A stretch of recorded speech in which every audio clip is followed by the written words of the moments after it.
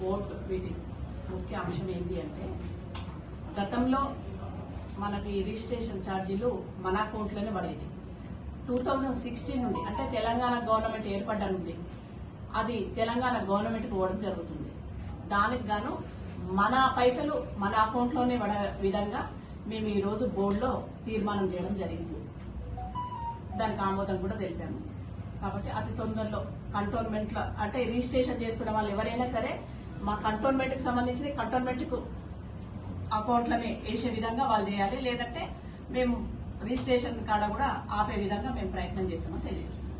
Public లో awareness చేస్తాము, registration office కాడ బోర్డులు పెడతాము.